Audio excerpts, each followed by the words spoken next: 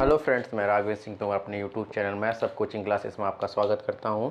मैं जो सीरीज़ चला रहा था फॉर्मूलों की, उसमें आज हम क्षेत्रमिति यानी मेंसुरेशन के बारे में आपको जानकारी देते हैं और उससे कुछ संबंधित इंपॉर्टेंट फार्मूले आपको बताते हैं। सबसे पहले देखते हैं ट्रायंगल। ट्रायंगल को देखते हैं। सबसे पहले क्या देखते हैं? ट्रायंगल।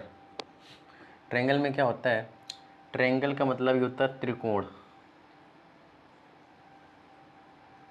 जिसमें 3 एंगल हो। क्या हो? 3 एंगल ए बी सी। हमने मान लिया ये क्या है? ट्रायंगल है। इसमें एक एंगल ये हो गया, एक एंगल ये हो गया, एक एंगल ये हो गया। ठीक है, ये हो गया आपका क्या? त्रिकोण।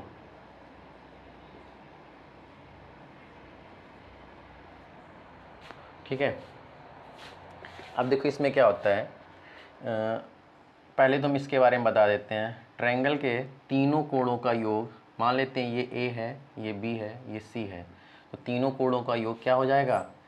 ए प्लस बी प्लस सी बराबर 180 अंश। क्या हो जाएगा? ए प्लस बी प्लस सी बराबर 180 अंश। ठीक है, ट्रायंगल के तीनों कोणों का योग क्या होता है? 180 अंश। अगर हमको कोई दो एंगल दिए जाए और तीसरा निकालना हो, तो मान लेते हैं अगर ए प्लस बी दिया गया है, तो अगर सी निकालना है तो ए प्लस बी दिया गया है, कोई भी एक दो दिए गए और एक निकालना है, तो हम क्या करेंगे? वो दो को 180 से घटा देंगे। जैसे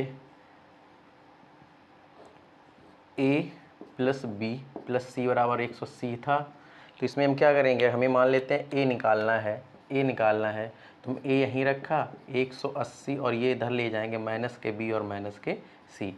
इस तरीके से हम क्या करेंगे? कोई दो एंगल अगर दिए जा रहे हैं तो हम एक एंगल को निकाल सकते हैं। ठीक है, ये हो गया ट्रायंगल। अब ट्रायंगल के बारे में क्या होता है? ट्रायंगल 3 प्रकार से होते हैं। एक तो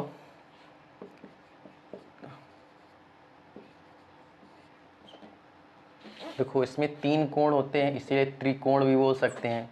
इसमें 3 भुजाएं होती हैं, इसलिए इसे त्रिभुज भी कहते हैं।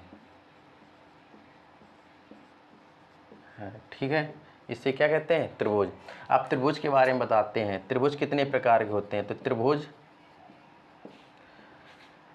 दो तरीके से हम ज्ञात कर सकते हैं। त्रिभुज दो प्रकार से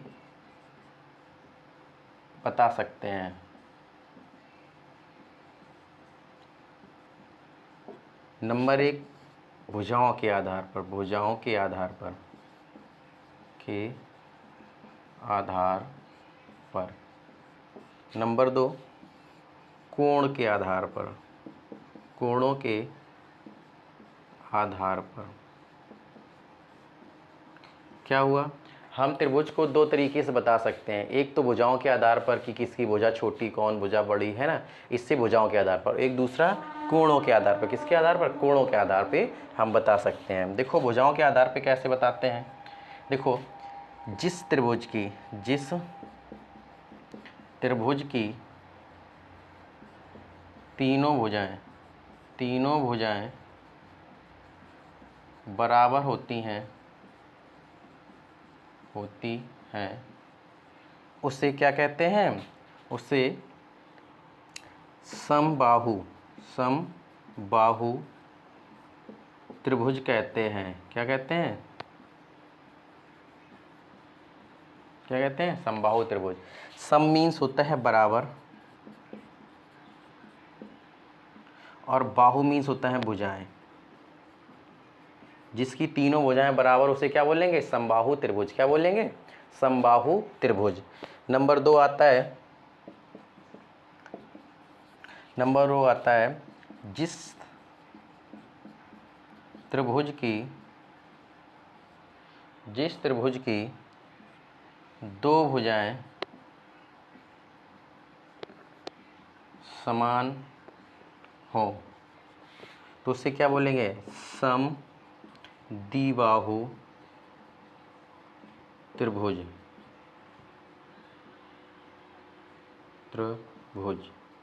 क्या हुआ? सम मीन्स इसमें क्या होगा? सम मीन्स बराबर और बाहु मीन्स भुजाएं, और द्वि मीन्स दो। जिसकी दो भुजाएं बराबर, उसे क्या बोलेंगे? समद्विबाहु त्रिभुज। क्या बोलेंगे? समद्विबाहु त्रिभुज। अब नंबर 3 पे आते हैं। विषम बाहु, विषम बाहु त्रिभुज। विषम बाहु त्रिभुज का मतलब क्या होता है? विषम मीन्स अलग अलग, जिसकी तीनों भुजाएं, जिस त्रिभुज की तीनों भुजाएं अलग अलग हो, ऐसे त्रिभुज को विषम बाहु त्रिभुज कहते हैं। अब देखते हैं इसमें, देखो त्रिभुज कितने प्रकार के होते हैं। अगर हम एक तरीके से बताते हैं कोणों के आधार पर, किसके आधार पर? कोणों के। तो अगर कोणों के आधार पर बताएंगे तो कोण के हिसाब से बताते हैं, दूसरे किसके हिसाब से? भुजाओं के आधार पर। किसके हिसाब से? भुजाओं के आधार पर। अब भुजाओं के आधार पर हमने देखा तो कैसा होता है? पहला होता है त्रिभुज जिसकी कैसी होती है? सारी भुजाएं बराबर, उसे समबाहु बोलते हैं। क्या बोलते हैं? जिसकी सारी भुजाएं बराबर, उसे क्या बोलते हैं? समबाहु बोलते हैं। जिसकी दो भुजाएं बराबर हो उसे क्या? समद्विबाहु। और जिसकी तीन भुजाएं बराबर, तीनों भुजाएं अलग अलग होती हैं, उसे क्या? विषम बाहु। अब देखो समबाहु त्रिभुज का क्या होगा? देखो समबाहु त्रिभुज का जो इस टाइप से होगा, मतलब सारी भुजाएं कैसी होंगी? बराबर होंगी। कैसी होंगी? बराबर होगी। ठीक है, स्ट्रक्चर हुआ। विषम बाहु में क्या होगा? दो भुजाएं तो आपकी बराबर होंगी और तीसरी भुजाएं कैसी होगी? अलग अलग होगी। कैसी होगी? अलग अलग। ठीक है। और विषम बाहु में क्या होगा? सारी भुजाएं अलग अलग होंगी। ठीक है, ये अलग और ये अलग। ये तीनों भुजाएं कैसी हो जाएंगी? अलग अलग। मतलब इनकी लंबाई जो होगी वो कैसी होगी? अलग अलग होगी। ठीक है, ये हो गई आप किसके आधार पर? ये आपके हो गए किसके आधार पर? भुजाओं के आधार पर। दूसरा देखते हैं किसके?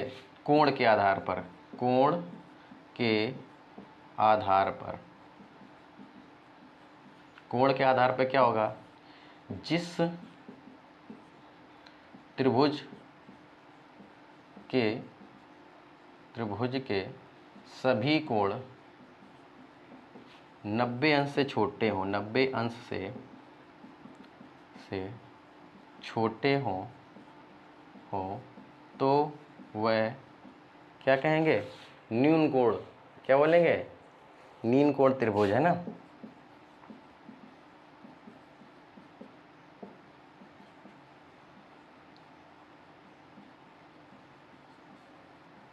कहते हैं। इसका मतलब वही, इसके सारे एंगल क्या होंगे? 90 से छोटे। ठीक है, सारे एंगल क्या होंगे? 60 हो सकता है, 80 हो सकता है और ये 40 हो सकता है। सारे कोण क्या होंगे? अगर तीनों कोण 90 से कम है तो वो कैसा होगा?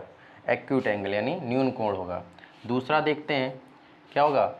एक कोण किसका हो? 90 का हो। एक कोण 90 का हो और दूसरा कोण दो 90 से छोटे हो, ऐसे कोणों क्या बोलेंगे? समकोण। क्या बोलेंगे? समकोण त्रिभुज। क्या बोलेंगे? समकोण त्रिभुज। और ये क्या था? न्यून कोण त्रिभुज। ठीक है। और तीसरा हो गया विषम बाहु, है ना, यानी तीनों कोण जिसके विषम बाहु जिसे बोलते हैं तीनों कोण कैसे हो? अलग अलग कोण। कैसे हो? सॉरी, तीनों कोणों में से एक कोई कोण कैसा हो? 90 से प्लस हो, यानी एक कोण कैसा हो? 90 से प्लस हो और दो कोण कोई भी हो सकते हैं, यानी ये 90 प्लस होगा। तो इसे बोलेंगे, क्या बोलेंगे? बताओ भाई।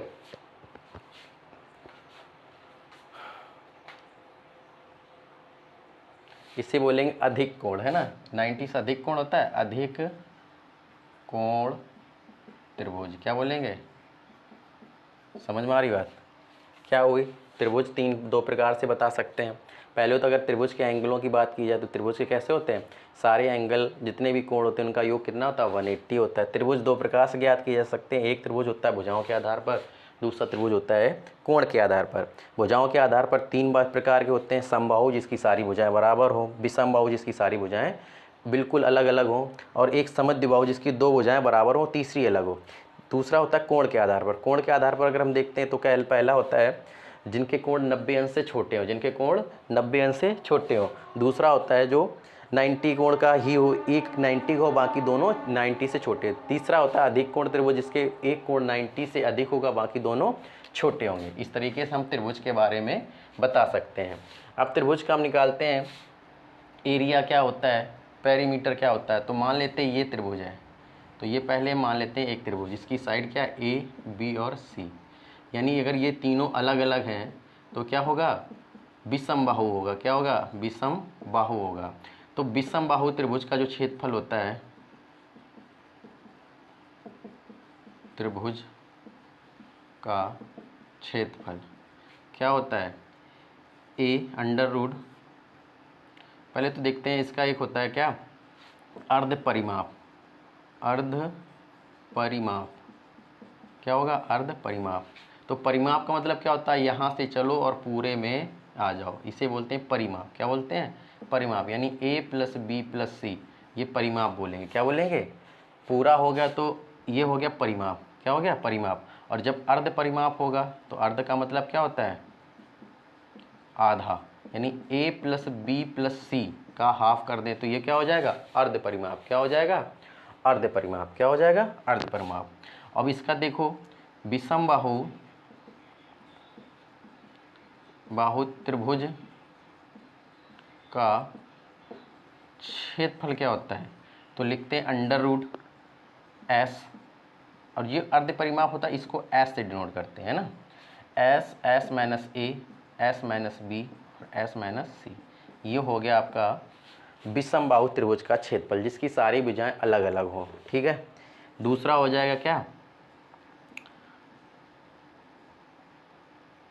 समकोण, समकोण त्रिभुज के का क्षेत्रफल। तो आपको पता है कि जो आयत होता है उसका क्षेत्रफल क्या होता है, यानी अगर ये L है और ये B है तो L इंटू बी होता है। लेकिन समकोण होगा, इसका मतलब ये आधा हो जाएगा। क्या हो जाएगा, आधा। यानी इसका भी हम क्या कर दें, आधा। यानी 1/2 L इंटू बी। क्या हो जाएगा, 1/2 L इंटू बी। ये B बोल देते हैं और इसे L बोल देते हैं। ठीक है। मतलब अगर समकोण त्रिभुज है तो उसका क्षेत्रफल क्या होता है, 1/2 लंबाई गुणे चौड़ाई। ठीक है। तीसरा देख लेते हैं, समद्विबाहु, समद्विबाहु त्रिभुज का क्षेत्रफल। समद्विबाहु का होता है अंडर रूट 3/4 भुजा स्क्वायर। क्या हो जाएगा, भुजा स्क्वायर। क्या हो जाएगा, भुजा स्क्वायर। देख लेते हैं एक बार फिर से पूरा। त्रिभुज क्या होता है, जिनकी 3 भुजाएं हो और वो तीनों भुजाएं कैसे क्लोज आपस में जुड़ी हो, है ना, खुली नहीं होनी चाहिए, उसे त्रिभुज होती है। त्रिभुज के 3 कोण होते हैं और 3 भुजाएं होती हैं। तीनों कोणों के 180 अंश होता है। अगर कोई 2 कोण दिए जाए तो हम तीसरा निकाल सकते हैं 180 से घटा के। त्रिभुज किसे कहते हैं ना, त्रिभुज कितने प्रकार के, त्रिभुज जो त्रिकोण होता है उसे त्रिभुज भी बोल सकते हैं। त्रिभुज के प्रकार कितने होते हैं, भुजाओं के आधार पर बता सकते हैं, कोण के आधार पर बता सकते हैं। भुजाओं के आधार पर 3 प्रकार के होते हैं, समबाहु त्रिभुज, विषमबाहु त्रिभुज और समद्विबाहु त्रिभुज। समबाहु का मतलब होता है जिसमें सारी भुजाएं बराबर हो। विषमबाहु का मतलब होता है जिसमें सारी भुजाएं अलग अलग हो। समद्विबाहु, सम मीन्स बराबर, द्विबाहु मीन्स 2 भुजाएं, बाहु मीन्स भुजाएं, जिसकी 2 भुजाएं बराबर उसे समद्विबाहु बोलते हैं। अब कोणों के आधार पर बताएंगे तो कोणों का आधार पर क्या होता है, जिसके सारे कोण 90 से कम हो उसे बोलते हैं न्यून कोण त्रिभुज, है ना। और जिसमें एक 90 का हो और बाकी सारे अलग हों तो उसे बोलते हैं समकोण त्रिभुज। और जिसमें एक 90 से अधिक हो बाकी न्यून कोण होंगे, तभी तो होंगे ही, तो उसे बोलेंगे अधिक कोण त्रिभुज। अब त्रिभुज के क्षेत्रफल क्या होता है, त्रिभुज के 3 अलग अलग त्रिभुज हैं तो उनके तीनों अलग के अलग अलग क्षेत्रफल होंगे। अगर विषमबाहु त्रिभुज है तो उसका परिमाप का आधा लेते हैं। पहले परिमाप क्या होता है, किसी भी का अगर परिमाप निकालना तो एक साइड से चलो और पूरा घूम के वहीं पहुंच जाओ, उसे बोल देंगे परिमाप। परि मीन्स होता है चारों तरफ, माप मीन्स मापना, जिसके चारों तरफ अगर माप के आ जाओ तो उसे बोलेंगे परिमाप। परिमाप का मतलब जहाँ से चले वहाँ से सारा कुछ ऐड कर देना है। ठीक है। इसके बाद क्या होगा, परिमाप लिख लिया a प्लस बी प्लस सी, त्रिभुज है तो a प्लस बी प्लस सी होगा, अगर वर्ग है तो 4a होगा। ठीक है, अलग अलग होते हैं। अब अर्ध परिमाप क्या होगा, a प्लस बी प्लस सी का आधा कर दिया, इसे s भी बोलते हैं। क्या बोलते हैं, s। अब विषमबाहु त्रिभुज का जो क्षेत्रफल होता है उसे होते हैं under root S, S minus A, S minus B और एस माइनस सी। अब कोण समकोण का होगा तो समकोण में एक एंगल 90 का होता है। और आपको पता है अगर हम दो समकोण जोड़ दें तो वो क्या हो जाता है, आयत बन जाता है। क्या बन जाता है, आयत। और आयत का जो एरिया होता है, जो क्षेत्रफल होता है वो एक L इंटू बी, यानी लंबाई गुणे चौड़ाई। तो अगर त्रिभुज आधा होता तो उसका एरिया भी आधा होगा, तो उसका हमने क्या कर दिया, आधा, यानी 1/2 L इंटू बी। समद्विबाहु त्रिभुज का क्या होता है, √3/4 भुजा स्क्वायर, √3/4 भुजा स्क्वायर। चलो आप इतने ही रखते हैं। Thank you. अगर चैनल पे नए हैं तो चैनल को सब्सक्राइब कर दें, वीडियो को लाइक कर दें और अपने मित्रों के साथ शेयर ज़रूर कर दें। थैंक यू, धन्यवाद।